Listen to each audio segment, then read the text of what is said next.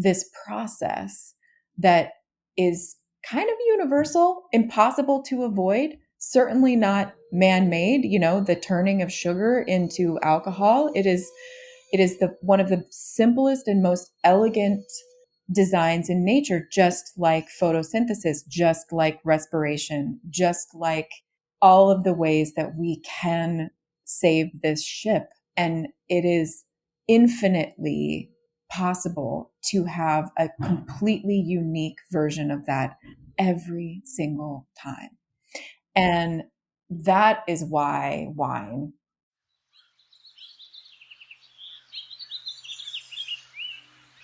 Welcome to the Organic Wine Podcast.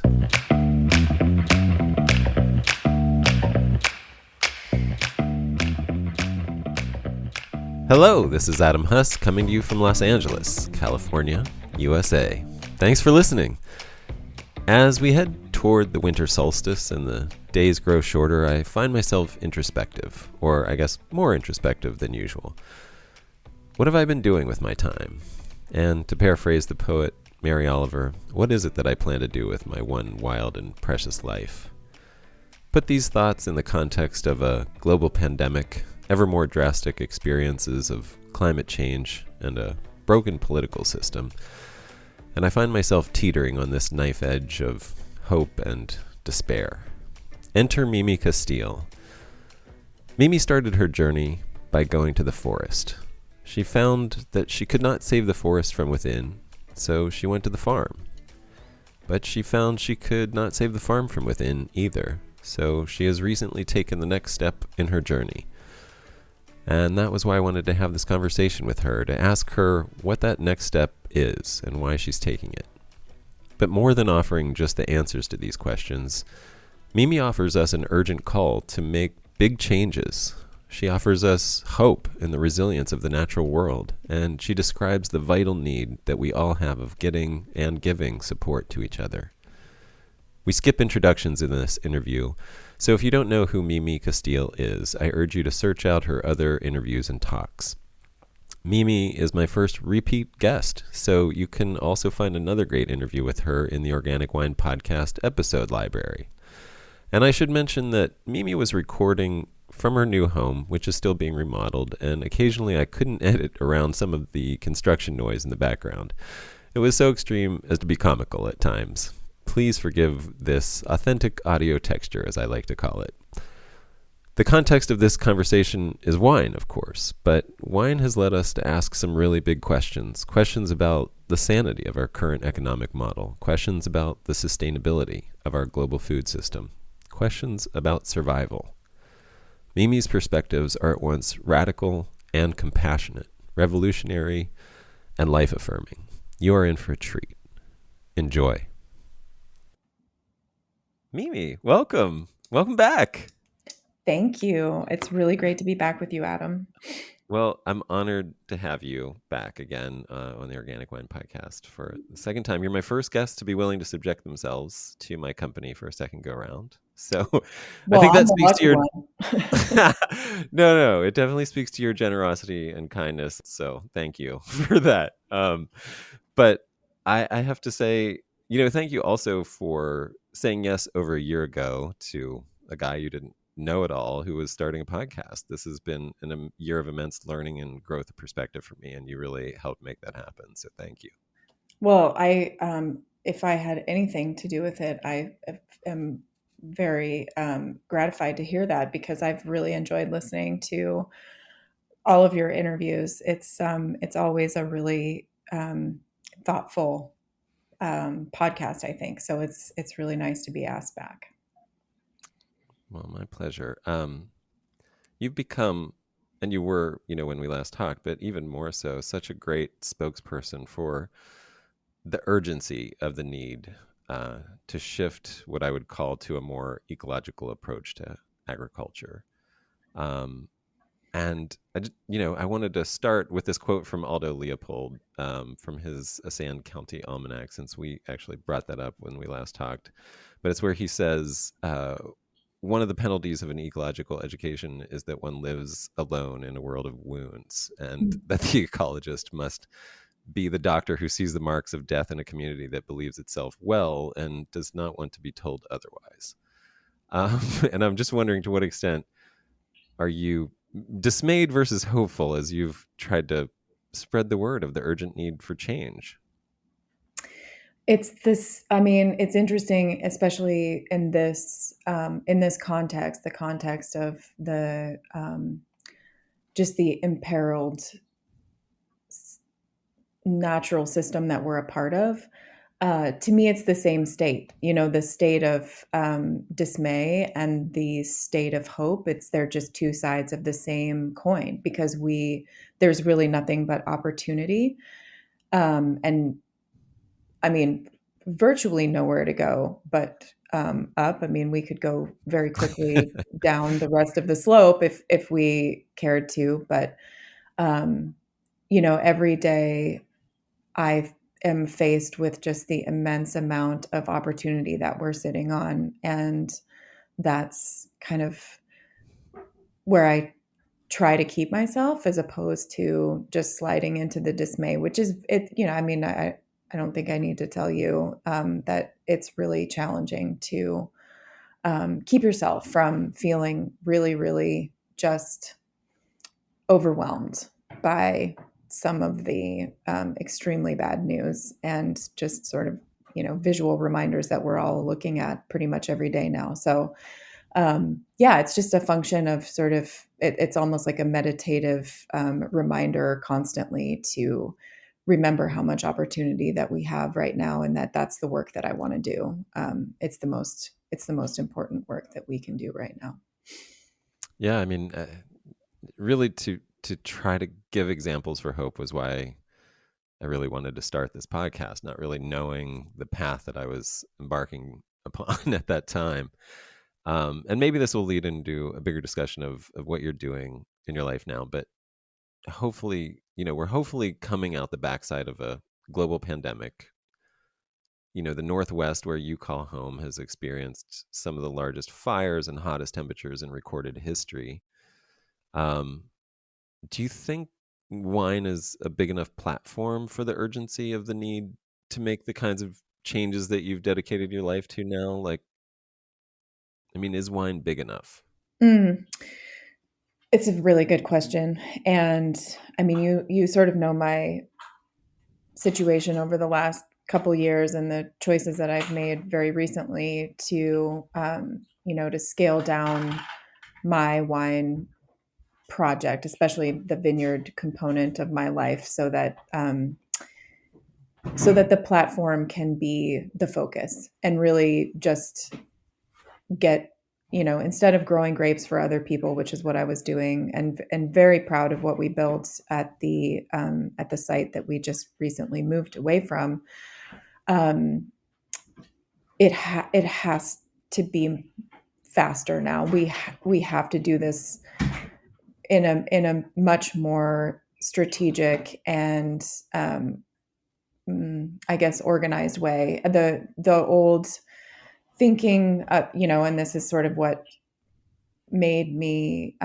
drove me at Hopewell was this idea, and I think it's the sort of the idea around organic and biodynamic and all of the certification programs is that, you know, through better practices and just sort of being an example, you can, you know, pull people in and that you could spread the better work that way. And you know, that was a really important journey and you know, critical work that I did in that time. But the the real silver lining for me on the COVID cloud was realizing that I was in my own inertia and that the things that I know how to do and the things that felt like would be very uncomfortable to try to do were holding me back from this larger body of work that I think is really at the heart of the angst that I had been feeling for, you know, a decade. Just that, you know, no matter how hard you work, um, being an island in a sea of lesser, I guess, the wounds. the Aldo Leopold wounds of the world. Um, Yeah. it's not enough, and we've gone too far in the other direction. And so that was really a gift of all the pain and suffering of 2020, was just asking myself, why are you doing this work exactly this way? I know I want to make wine, and for me, wine is part of how I learn, and it's part of how I keep a creative component to the work that I do. But growing grapes for other people had become not only emotionally traumatic, but financially traumatic as well. I mean, you in California have definitely had more than your fair share of this, and the fires in 2020 were just, it was such an awakening to what is going to happen more often, and certainly won't be a one-time thing in the Willamette Valley. So anyway, all of this is just to say that that was really a gift of making me realize that if I mean, and this was why I left the forest as well, if I mean to try my very hardest for my children's future, then it has to be bigger than wine now. Yeah. Yeah. I mean, that's sense that I got from the announcement that you made earlier in the summer. Um, you will, it sounds like, have your own sort of, you'll be making wine for yourself essentially and growing your own sort of food for yourself, but not doing, I mean, I'm sure to sell as well, but just your own project is what I mean. Not Exactly. Yeah. right. So Not on the larger, like 25 acres of grapes scale. right. And it was also an opportunity to sort of examine how I feel about, because we looked at all the ways to do it, planting grapes, buying land to plant, or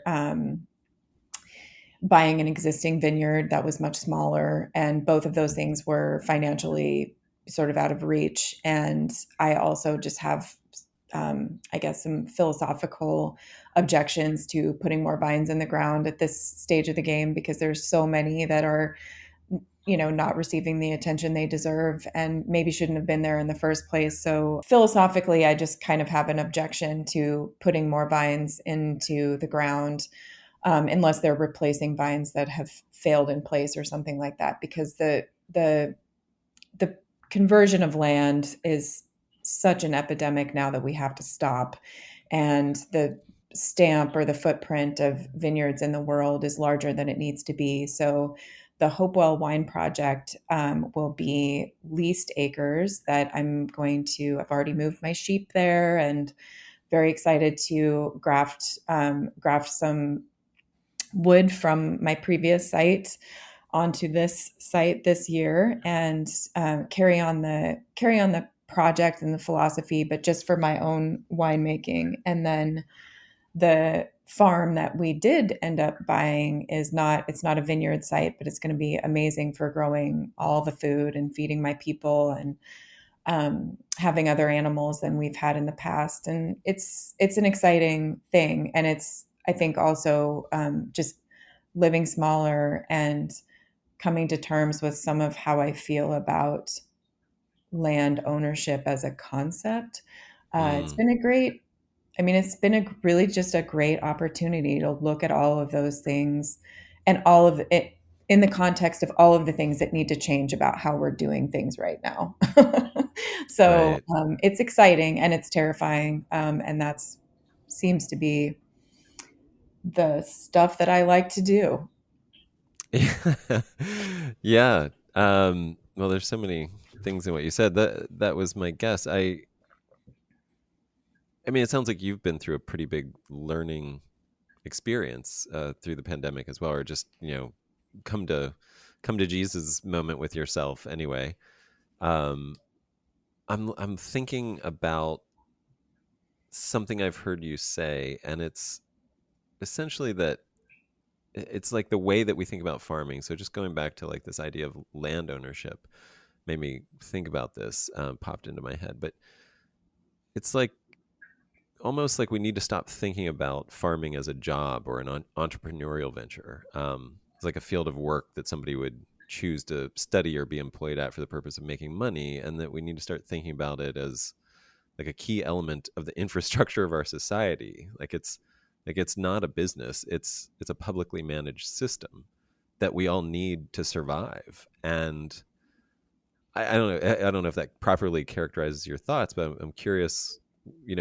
what kind of thoughts you have about that, and if that's a reality in your head as well. I'm not like a reality, but if that's a thought, what are the realities of making that happen?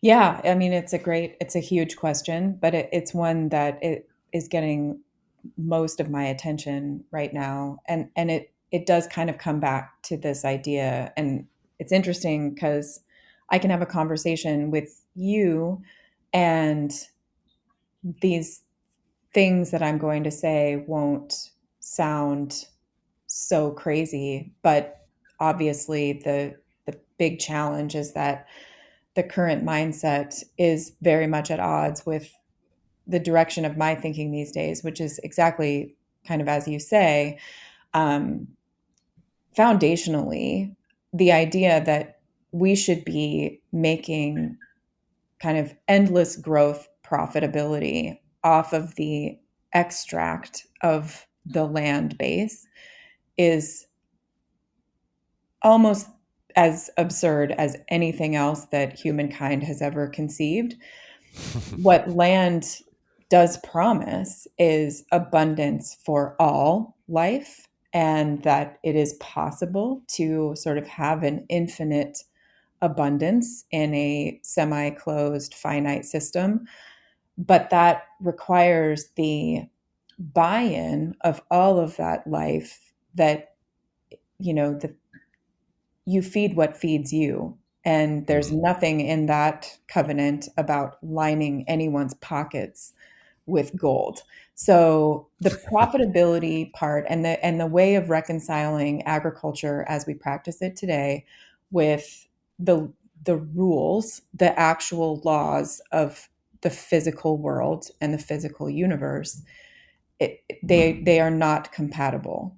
And our economy, or what we call an economy, that insists on that, the margins, the profits, the endless growth is what we have to contend with now. And boundarying and ownership of land, which is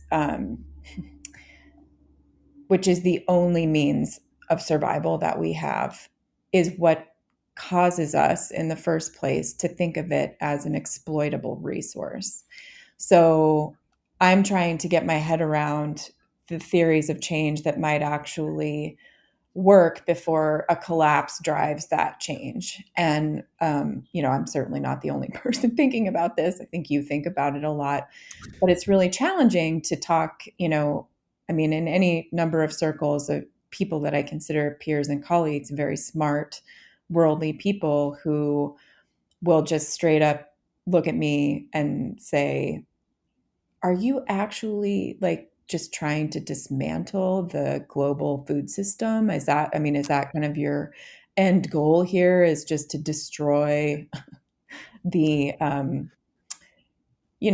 the free trade and all of these things that have made us, what we are now? And it's hard to meet that because it's obviously a very defensive question, but Mhm. my answer is basically, I mean, yeah, yes, I am, because it is Yeah, absurd. It is absurd what we are trying to do, within the laws of nature.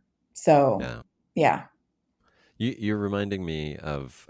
Have you read the Overstory, the Yes. Richard Powers? Oh, Isn't yes. that amazing? It's But so do you good. remember the scene with the Julia Butterfly character? I can't remember what her name was in the book, but they're in the tree, and this guy comes from the outside, and he's like a non-believer and thinks of them as these sort of starry-eyed hippie types Yep. living in a tree, and Irrational. Yeah. right, and she's like, "Do we live in a world of finite resources?" And he's like, "Yes," and she's like, are we using those resources faster than we're replenishing them? And he's like, yes. And she's like, so A plus B, basically. Mhm. What is the end of that? You know?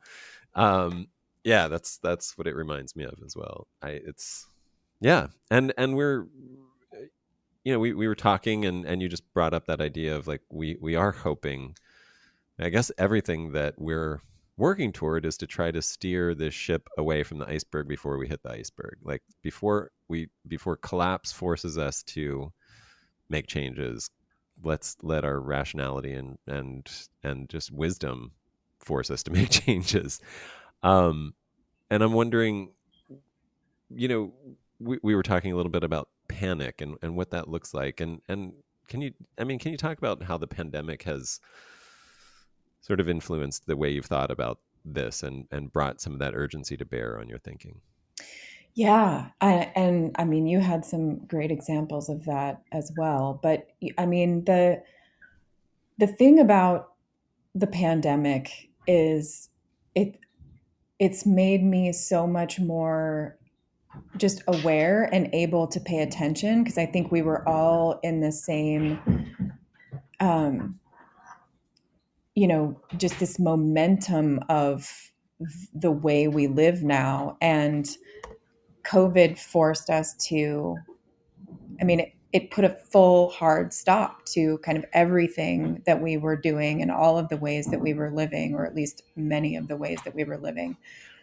And you see in people um, the capacity for what we're really capable of on the positive side, the way that people will help one another and, Hmm. share their resources. And then you, in the same 5 minutes, you see just how dangerous, how critically dangerous panic is. Even when, you were pointing out the grocery store phenomenon in the early days when things weren't really even sort of bad at all. And people were panicking. And Right. that's a very, very dangerous place to be. And so, in my mind, just because it's painful to see that happening as a, just a dispassionate observer. But, when you think about what our children are going to live through, not just a global pandemic, but what we've done means for what they're going to live through and what they're going to see, that kind of panic really puts it very quickly into perspective how hard we need to work right now, and that we're not necessarily working on the right things. Mm. So it's yeah, I mean, it's just really motivating, and it was a really great, um, I guess, crack in a door that had been just really shut for me. I mean, I just, you think of something as your life's work, and it should be fluid. It should evolve over time. But you know how sexy the wine world is, and how you can get really comfortable doing what you're doing, especially once you get a little success and you're kind of managing to make it work. It's I hope to one day. I well, hope to yes, know that. you do, and you are, and you will.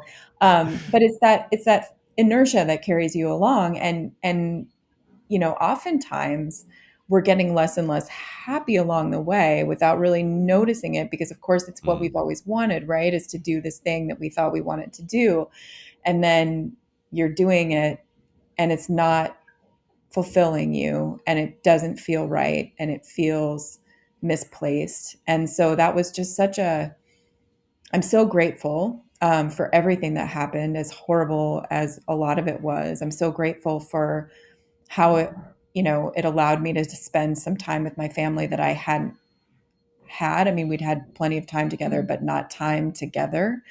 Mm. And just totally reprioritized everything. And it's going to be another just, it's like upsetting the apple cart. It's my it seems to be my wheelhouse. So here we go again. Some new version of it all. Well, I mean, if we can do a little bit of a retrospective, just as like I don't know, maybe like as a bookend for this time in your life, what have you learned, over the last decade plus there at Hopewell, and doing what you were doing? What are the yeah, like what are the big takeaways that you would want to share that you think are things that everybody should know? Well, the biggest takeaway, there's two of them, and they they almost seem to contradict one another. But the biggest takeaway, and the one that I want to put first in your view and the view of your audience, is just that I was every day shown the ways that the natural world begins to repair even after repeated insult. And that with a little bit of encouragement, the things that the things that we have assumed are possible, not just possible, but possible in a much shorter period of time than any of us can appreciate. But then at the same time, a huge takeaway was just that, you can embrace all of the regenerative philosophies, you can put in place all of the principles and actions of putting the land first.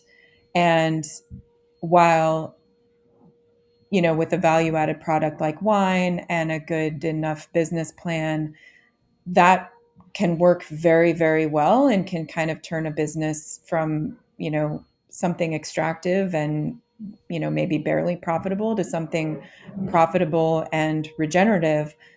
But that resilience has got to extend beyond the borders of our own farms if we are going to stand a chance against the bigger ecological disasters that are. So, like, you can have the year to year sort of baseline resilience that comes with farming better. You can have longer water holding capacity, a better ripening curve, all of the things that you would hope to achieve with better farming practices and more ecological infrastructure on your farm. But if your farm is, let's say, the same size that mine was, 80 acres, and you farm 20 of that, and the rest of it you are actively, trying to put back into habitat that's been lost, that will get you a lot, but it won't save you from a hurricane, from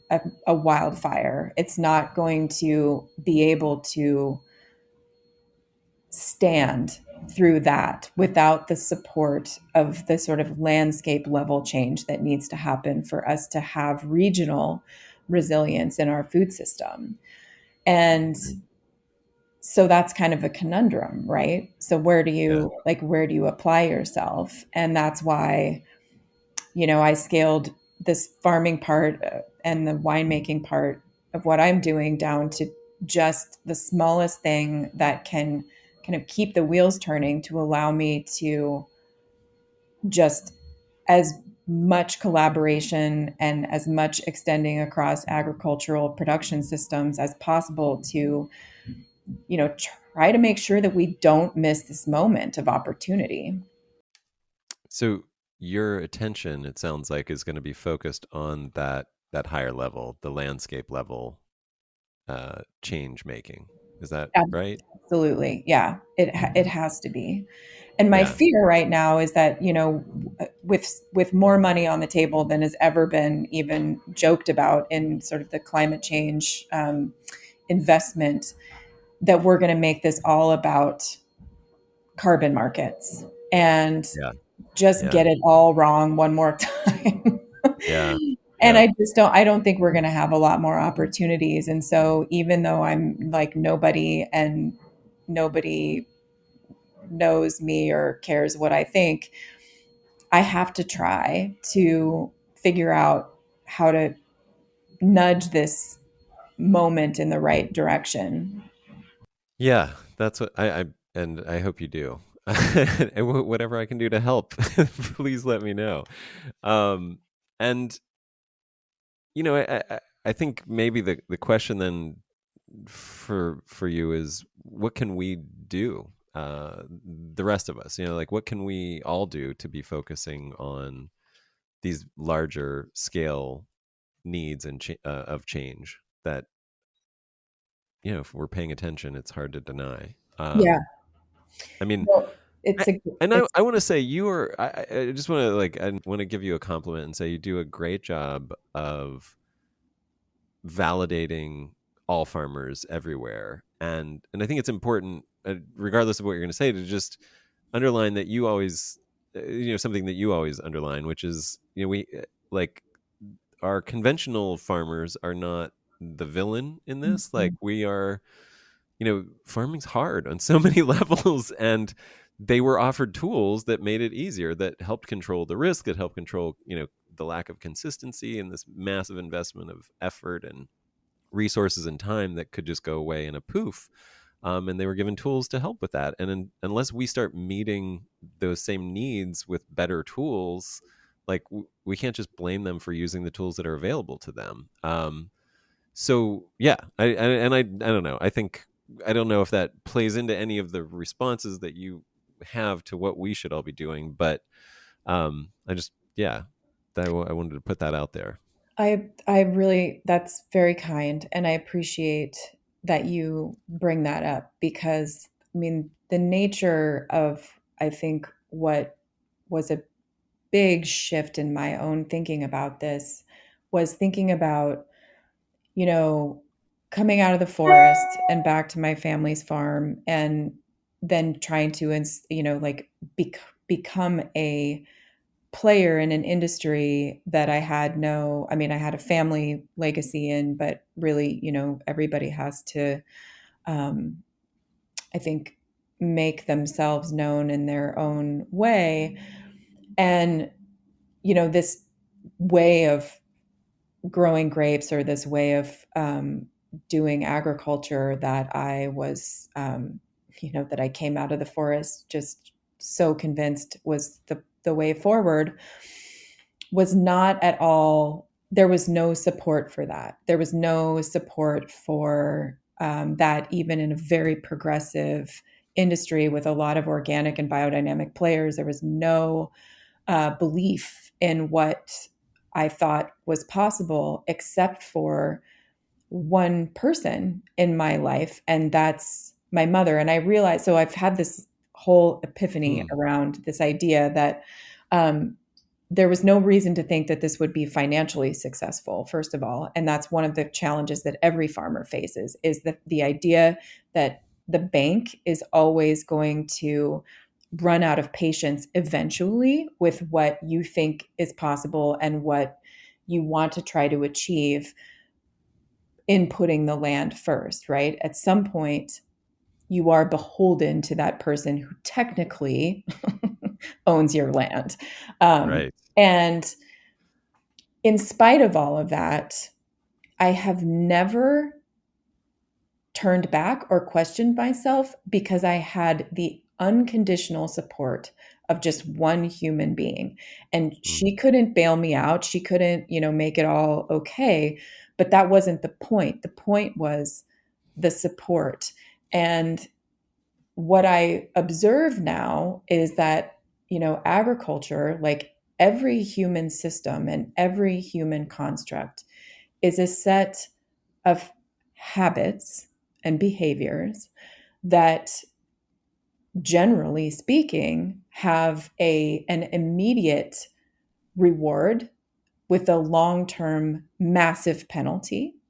And that's because we have evolved to respond to an immediate reward and not a long-term reward. And so we have to literally flip all of these habits over so that the immediate might be a penalty. You may be Mm. unprofitable if you go and take a degraded piece of land and try to bring it back to health.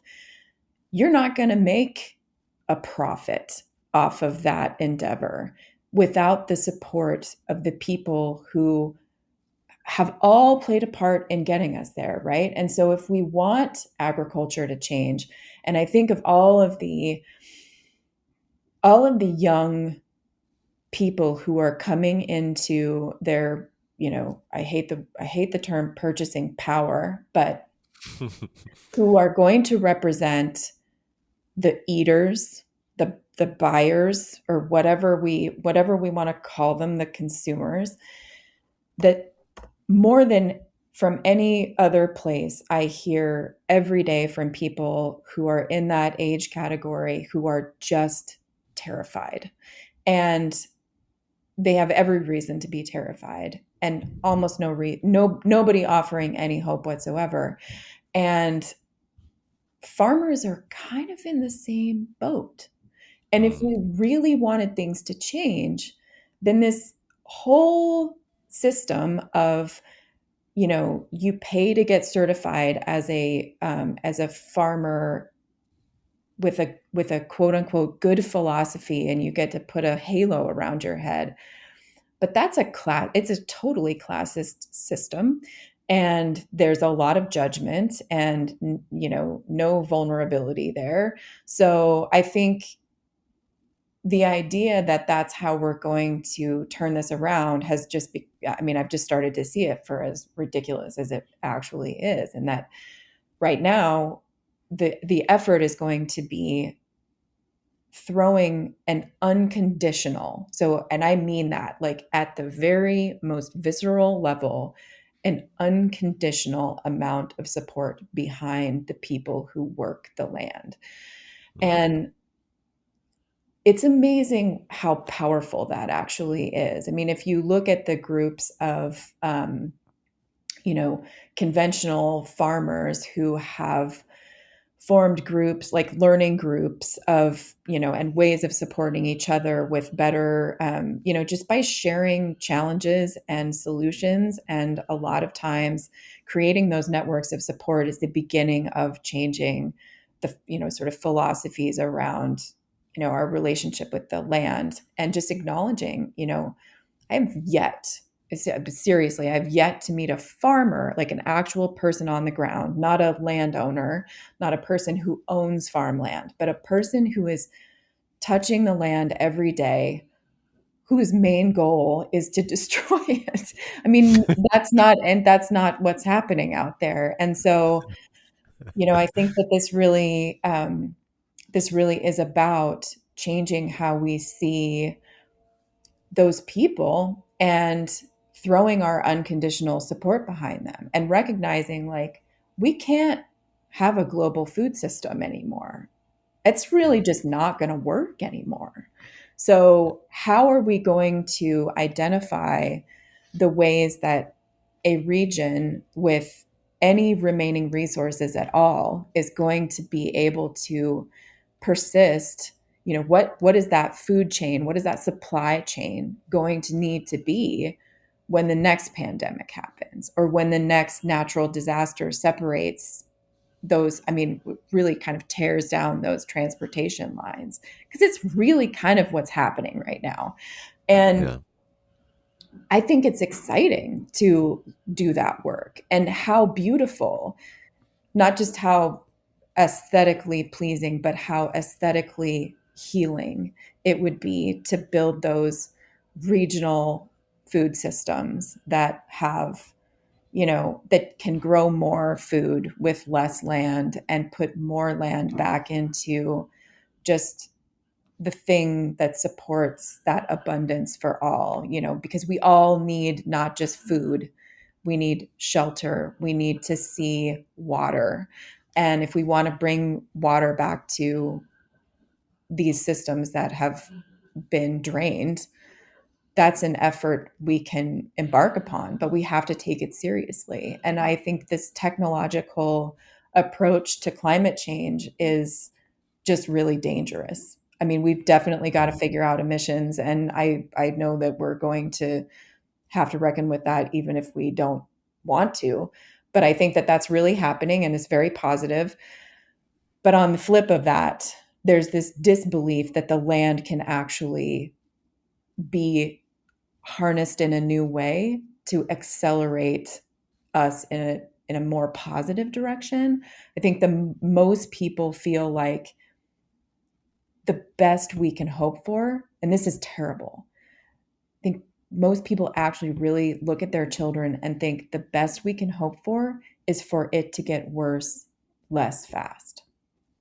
Sheesh. And that Yeah. is such an empty, horrible place to live. And nobody's going to do their best work in that space. And it's not even true, and that's what I want. That's what especially those young people, I want to just convey this message. Like, everybody has the capacity to participate in some way. If you can grow food anywhere, that will make a difference in how you feel. I mean, if you have access to a tiny little place where you can, do some container gardening, there's empowerment there. But then beyond that, it's really in the demanding of this political moment that we're in and not accepting anything less than what's going to get us the better future, not just the less worse future. Yeah. Have you do you know the uh so many things. Big But things. have you do you know the book Bright Green Lies? I don't. Oh, so this has made a really big impact on me as well, and I think everything you're saying essentially resonates with that we're essentially looking at climate change from a technological standpoint, the solutions, as technological. And essentially this book is like, look, um, if we're building solar panels, if we're putting in electric cars, like these are all good things, but the reality is there are massive infrastructures, like for all of the supply chains that go into building those things, like there, and the energy that we're getting out of them. Anyway, I won't break it down, but it is that thing that it's like technological solutions really are not the answer. Like, that's the bright green lie that we can just sort of techno our way to a better world. And the reality is, really, we just have to reduce. We have to use less. We have to reduce our consumption, number one, but then also look at these other systems that you're talking about, like the agricultural system, the landscape scale agricultural system. So anyway, really good book. That I wrote it down. I'm gonna have to find definitely. it. Yeah. I mean,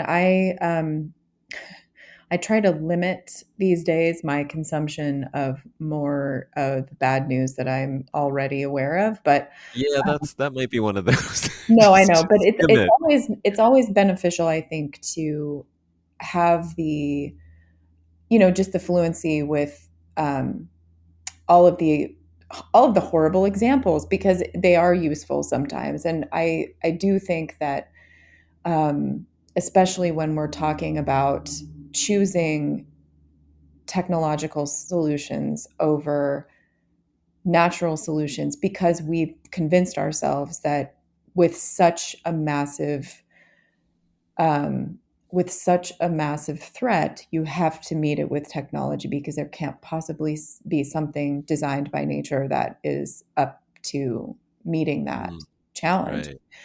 When in fact, it is the less absurd, just as you say. And there are so many examples of that, being, the work actually being done to show how putting more and more energy into the using of resources to Right. reduce. I mean, it's this really kind of absurd circular Yeah. discussion. And we have, I mean, I can't even remember what cat, and I probably would get in trouble for actually calling out brands right now, but all of the things that are being made that have nowhere to go. There's no reason to believe that anyone needs these things. I was And Oh yeah. my god! I was at the grocery store today, and scented pine cones were right at the as I walked in, and I was like, "There it is!" Like, I mean, exactly that. That was exactly the thought. I was like, "This is completely unnecessary. The whole supply chain that made this arrive here is just a waste of carbon. Like, this is absurd. Like, get rid of these things. This is ridiculous. It is ridiculous. And the idea that it would not be better to shutter that whole factory and turn off the lights and close down the whole thing. One person, and that's the person who decided that it was a good idea to own that factory in the first place, actually suffers a little bit there.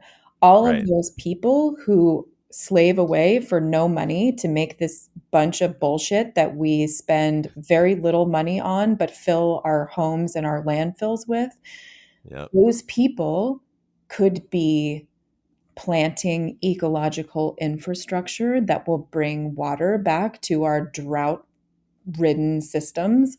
They could be growing actual food that just feeds themselves and their families.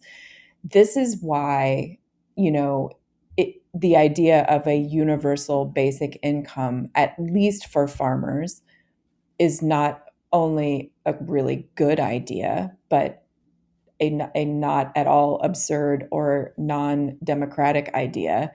Because if you think about where we have the largest opportunity, it's in all of these landscapes that are about to be completely inhospitable. We're Yeah. not quite there yet. And if we were to turn our focus there and basically pay the debt, so use our huge silos full of cash that is otherwise going to be spent on something truly absurd. In 10 years, not only do we have places that are functioning and contributing to a food system, and I'm not even necessarily talking about the human food system, but a food chain that's going to have to come back before we can produce food on that land again. That is the kind of investment that will actually change what our children feel and what our children have access to in the future. Fresh water that has been cleaned and not just treated in some, disgusting treatment system, because that's all there is left. We're not holding any water in our soils, and it's not going into rivers, and that's what a technological assumption buys you. Oof. Yep. I love that. In terms of wine, I mean, we could go big, and we already have surpassed wine. I think both of us could look back and give credit to wine as the thing that might have helped awaken us in some way to a lot of what we see in our perspective now. Mm. It is that magical elixir that captures your attention in the Mhm. glass and then leads you to the connectedness of all things, which is, part of why it's still part of my life as well, because we do have that connection. And how do you see it playing a role in your life, and how, for those of us who do love wine, who are coming to this podcast as wine lovers, what is what could the wine industry do? Yeah. Well, the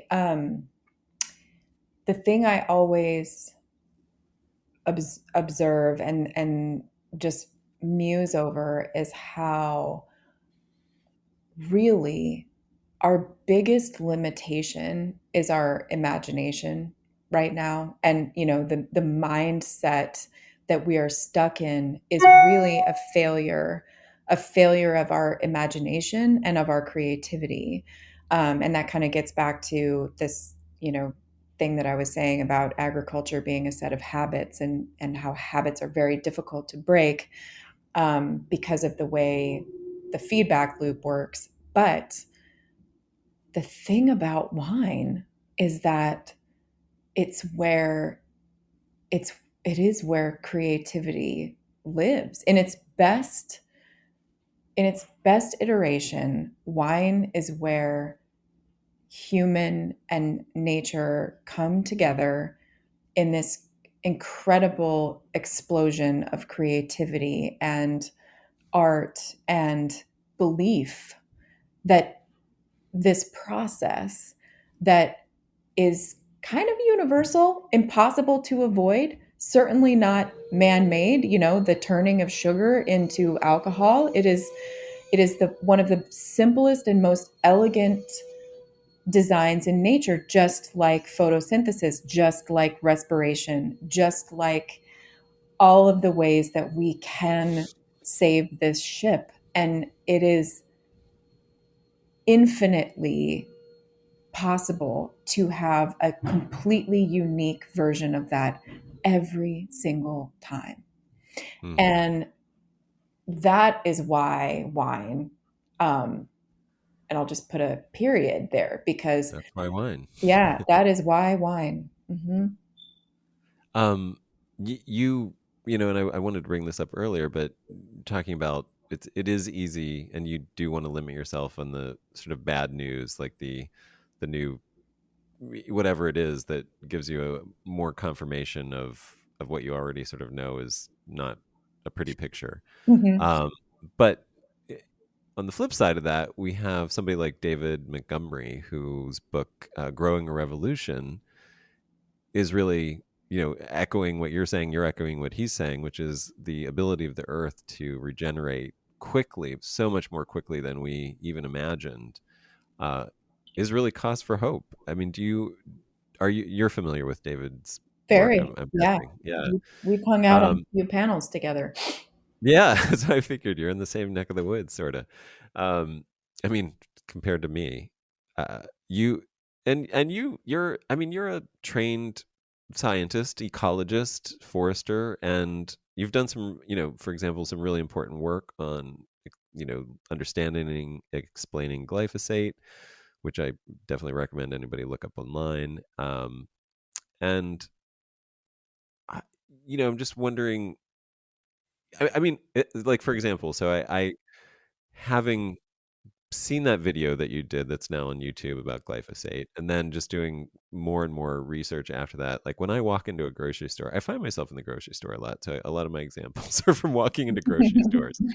And I'm working as a chef too, so it's like I see this in the things that get purchased for food, as food, as quoting what I put quotes around as food. And I'll walk into a grocery store aisle, and like an entire, like if I'm in the cereal aisle, all I see is just an entire row that literally every product is just saturated with glyphosate. It's Mhm. like it's corn, wheat, soy products that have been grown as genetically modified things and with broadcast glyphosate.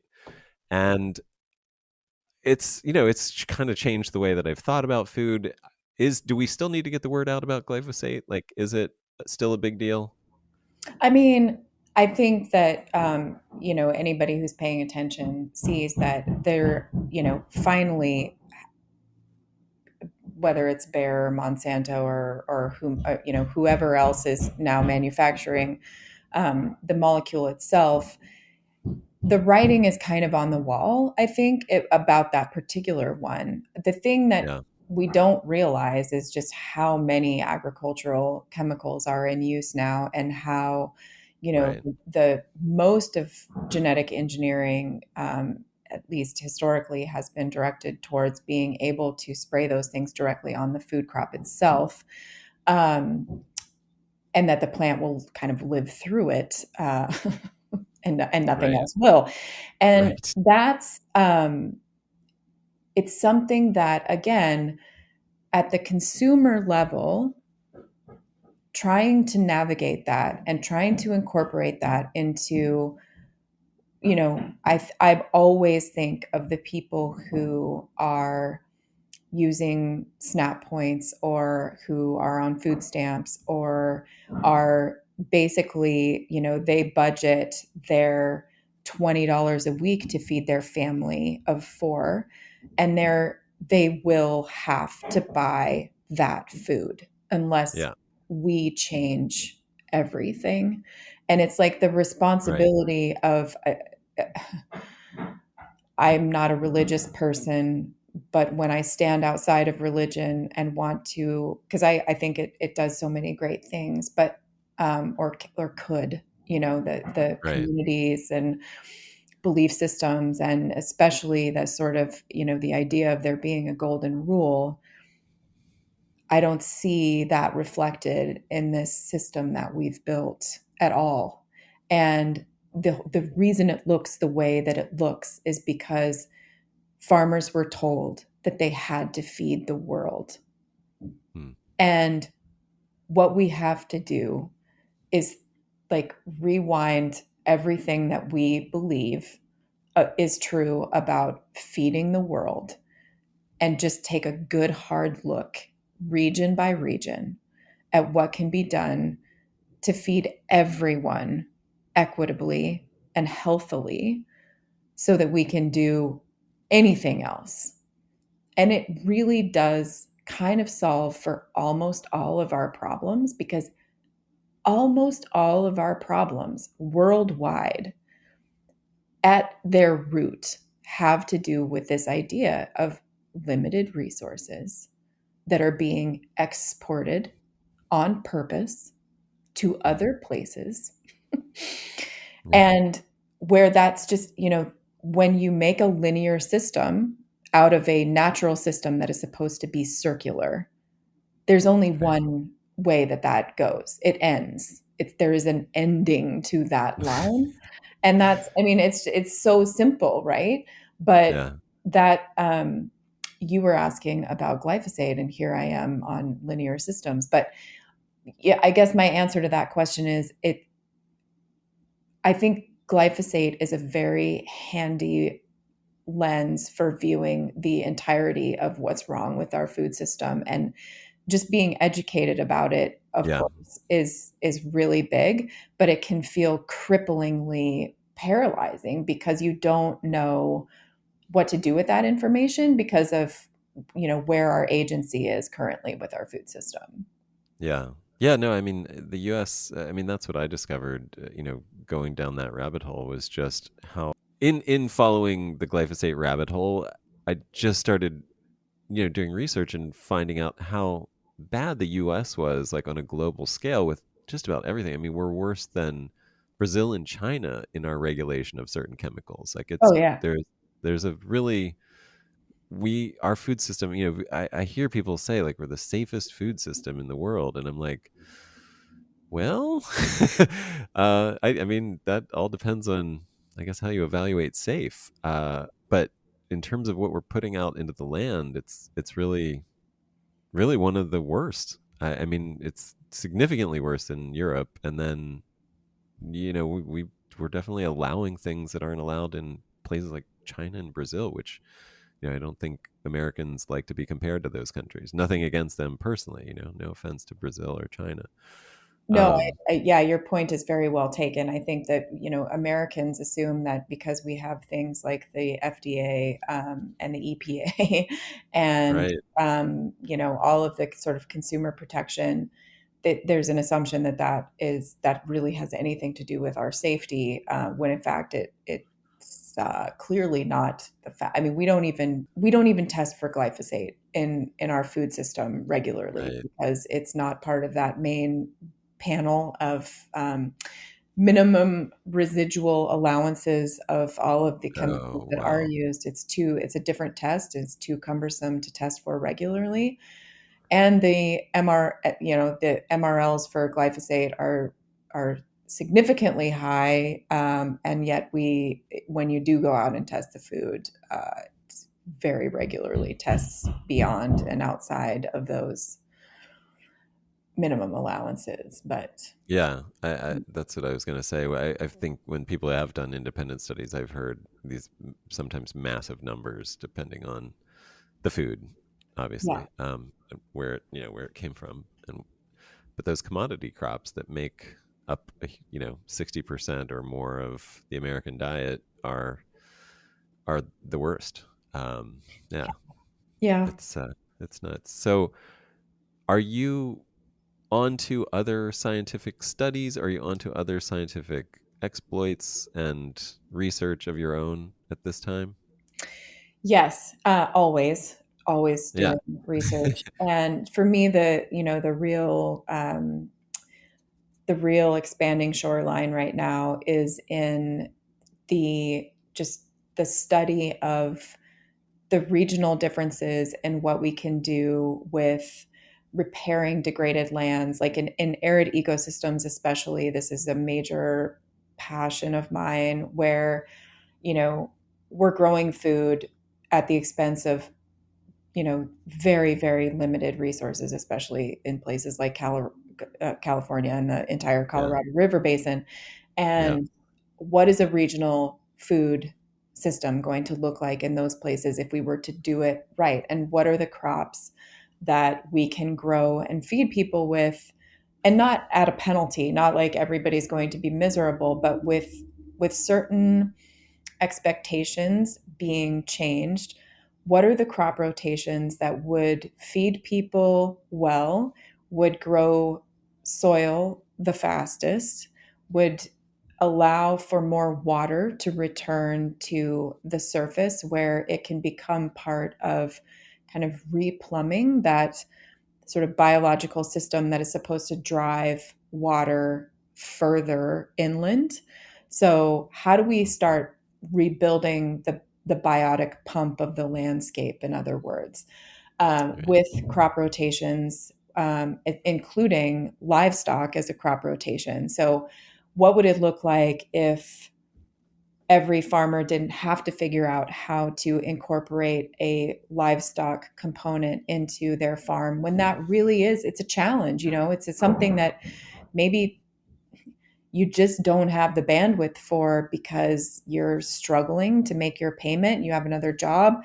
So what if the flock was owned independently, created another enterprise for someone else, and that other person was rotating between these other crop rotations, bringing health back to or bringing the animal component and the nutrient cycling back to a larger footprint of land without it having to be we talk about in regenerative circles about stacking enterprises and having a triple bottom line, and I love it. I really do love it. But the way that actually works best is on a regional scale, not a farm scale, because Yeah. then you can actually look at, if I don't want to have to at some point feed these animals and bring nutrients in from another place, how could this work if my animals weren't my animals? What if our fence lines were suggestions as opposed to hard rules? And so that is It sounds that's my place. Yeah. that sounds like you've been ruminating about the Scottish Highlands a little bit. Oh, Is quite a that one bit. of? Yeah. Yeah.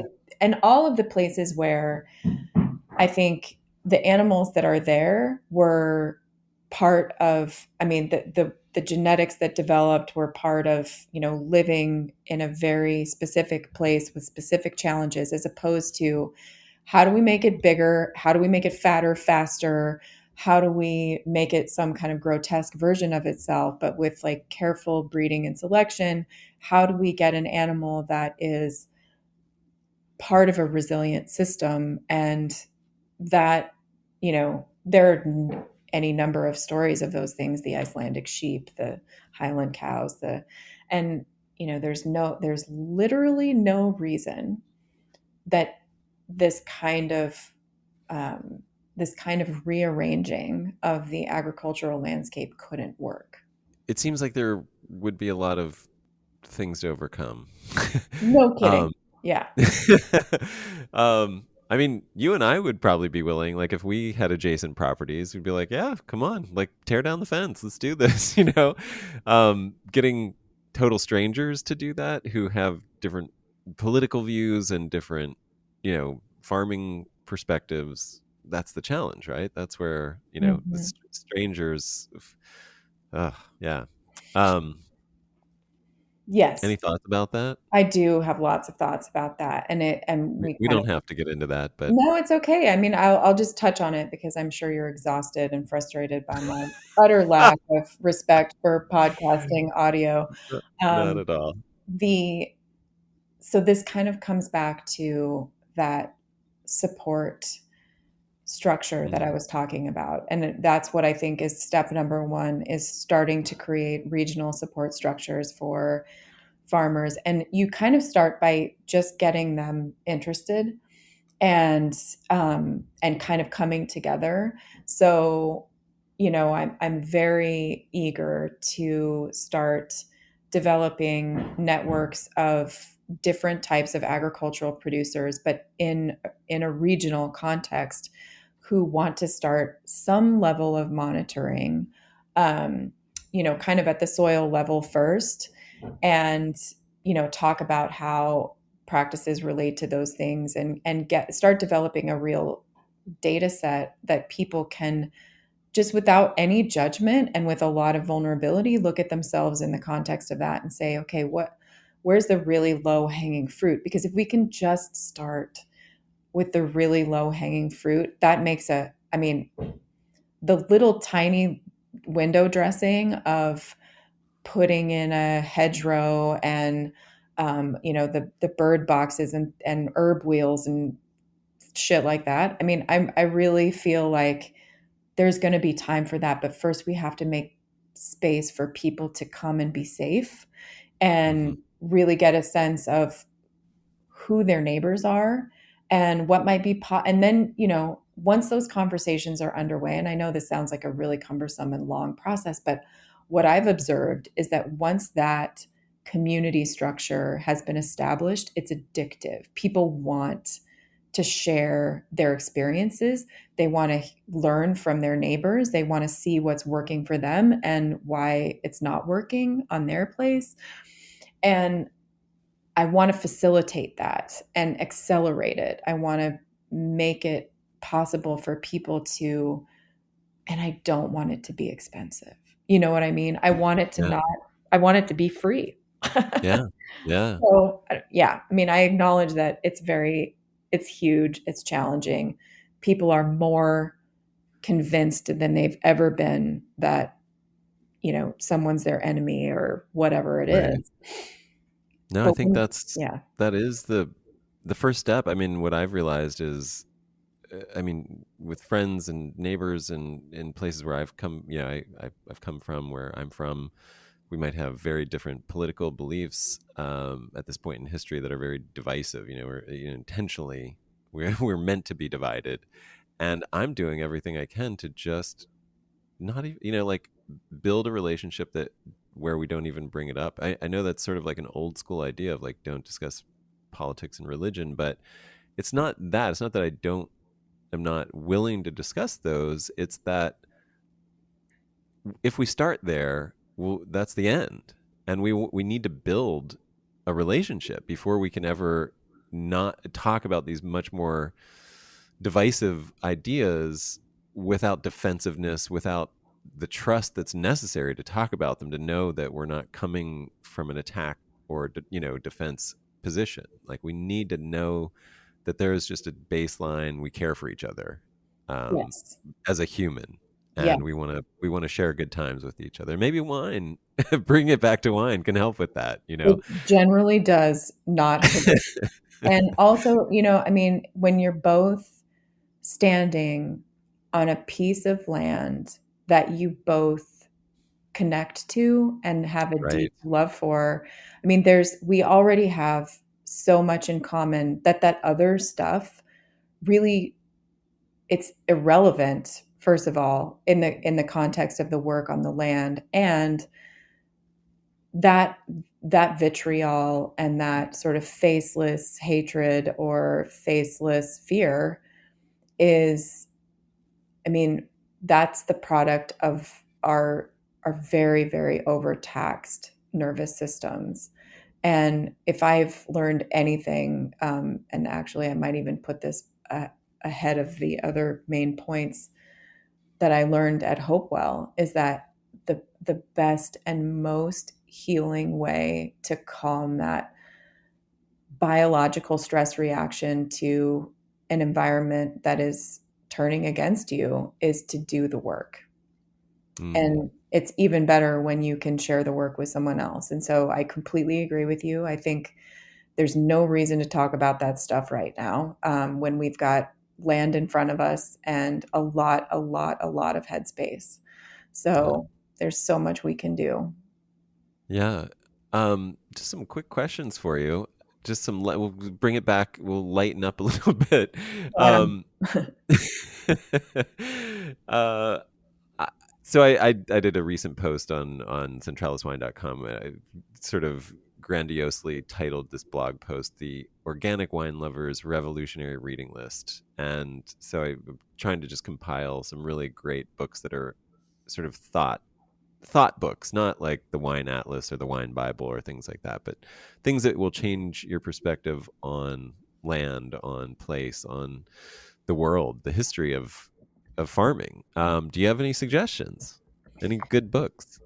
I do. I mean, all the classics are on there. I mean, I don't know what all the classics are, but of course, there's One Straw Revolution, Silent Spring, Unsettling of America, A Sand County Almanac, but then and then quite a few others. But what do you got? Yeah, no, I'm gonna go off campus a little bit. I'm gonna throw a wild card in here. But for me, it was pivotal. I've read it so many times now, and it's Small is Beautiful by Schumacher. It's actually an economics book, and it was written in the 70s. So I truly cannot recommend that book highly enough because it Mm, really does drive home just how long this has all been obvious. wow. And when Okay. even an economist is pointing out the flaw in, just the framework, the mental framework that we approach our, our societies with. Um, it's super powerful, and I would definitely like all of the books that you listed off. I figured you already had on that list, but I figured this one might be a wild card. Yeah, no, Small is Beautiful. That sounds right up my alley, and I can't wait. I am so excited to read that, and especially for an economics book, I think is really important for the book list about wine. You also, I mean, you brought up this unconditional support that is necessary, and I mean, I think it's important to say that you are an extremely generous promoter and supporter of other people who are doing great work, agriculturally, viticulturally, and otherwise. I've learned about some really great people through you, and I'm wondering if you wanted to give a shouts out to anybody that you think we should know about who need support. Um, I don't know, maybe it's putting you on the spot to do that, but if there's anybody you want to give a shout out to. Do you want, are we thinking, yep, that's a girl. Yep. Are we thinking, oh my God, wine people I'm or, glad it's not that you had like beans for breakfast or something. um, well, I mean, I love any opportunity to talk about the great work of other folks. And you and I were sort of talking about a couple friends of mine called Branchwater Farm in New York. They're a distillery. They've been working on their farm for a long time, and they've just started launching their spirits line. Kevin Pike and his wife Robin are just two of the best people in the world, and I'm so excited that they're finally, getting something out that people, because you work so hard to make something happen, and you have this really long-term goal, and then it's out in the light, and I just would love for people to check them out. And um, there's so many wine people that I love and respect, and I think I've mentioned a lot of them, but I also would really love to sort of shamelessly plug the work of my friend Corey Carmen. She's a cattle rancher. She has a producer group that does holistic Yeah. management and holistic planned grazing. And I might have even brought her up the last time we spoke because she's the Wallawa obsession. No, I think she figured prominently in your intro to your on your recent presentation. I forget at the conference that you were at, Oh, but the acres. about Yeah, yeah. yeah. But it's one of those gateway drugs that I like to put out there when people ask me this very question, because there's this really strong divide, just like in every realm of our discourse these days about meat and whether or not it's terrible or cows are the enemy. And um, I am obviously a very strong believer that animals are a part of how we are going to heal the land, and Hmm. it's not about you know, feedlots and Yeah. the sort of terrible way that we raise animals.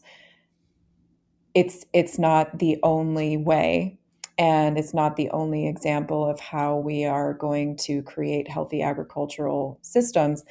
And there's this terrible situation with how we label food, and it, having grass fed and grass finished cow products out there is such a gift. I mean, it's such a gift to the land, but it's really a struggle for the people who are doing the work because they're sort of being lumped in with people who are grass fed, but not necessarily finishing on grass. And this is not to throw anybody under the bus, but the idea is seek out those things that are the examples of what you want to see in the future, and more people will be able to do it.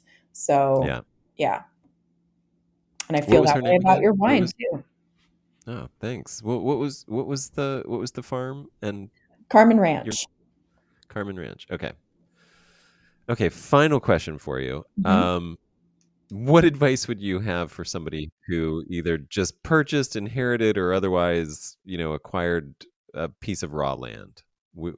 Especially, if it's already got a diverse array of terrain and flora and things like that. Not necessarily. I mean, obviously, I think the answer to that question is a little more obvious if you've just inherited a degraded piece of farmland that was, chemicals were dumped on for 50 years. Like, get to the work of regenerating it. But let's say it's not that situation. Do you advise anybody to even plant something?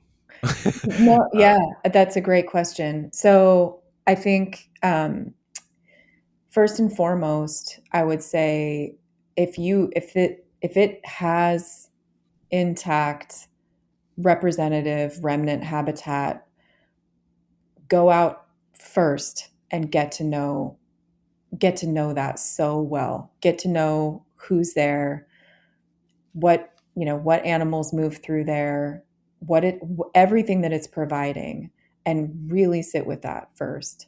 And mhm, if it's tempting to do any planting whatsoever, um, I would say being patient in that early learning period and really giving yourself the time to understand the nature of that place, and that if it is one of those examples, it is the highest standard that you should hold any activity that you do on that land to.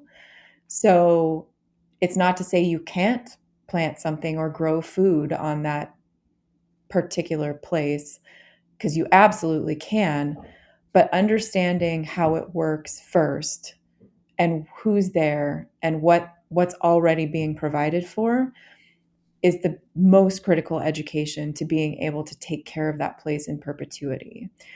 So that would be my first and most critical message. And then after that, I would say start with the smallest piece of that you can, because you'll be surprised at how much you can feed yourself with a very, very, and that will be another very right, valuable lesson on just how we could do so much more with less. right. Yeah, absolutely. I mean, I can. We, just on our little, we have a 6,400 square foot lot, which also has a house on it and a garage here in Los Angeles, and we've continually scaled back our vegetable garden because it overproduces to the point that we're down to one sort of long, narrow box and like an herb box, and then we have fruit trees and everything else. But the abundance that you can get out of 1,000 square feet is insane. Like for two people, it's if you do it right, you can just eat year round and Yes. share. and share, And share. Yes. and have dinner parties for friends to like that are mostly from your backyard. It's really amazing. Um, yeah, I think that's really great. Mimi, thank you. I just think you're an incredible and very necessary voice for change, the changes we need to make. So, if we want to have a healthy future for the world, and I'm happy to do whatever I can to amplify your call to action, so to speak. So thank you sincerely for doing this work and joining me once again for this conversation. Well, thank you. Really, I can't thank you enough for your very gracious patience with my ridiculous situation over here with the noise and everything. And I really apologize for that. But I also just want to thank you for um, kind of being a reminder that we are so connected. We've never met in person, but we're so connected through time and space, and that is where all the hope lies. Is that we know that the will is there, and you give me hope that the mindset of the people out there is such that we have so much more opportunity right now than we recognize. And I'm so appreciative of your curiosity and the conversations that you're facilitating and making space for, because I know that I know what you do, and I've had your beautiful wines, and I know how challenging it is to be as small as you are and exactly where you are in the world. And it's it's making a difference. So thank you for the work that you're doing. Well, that's very nice. Thank you.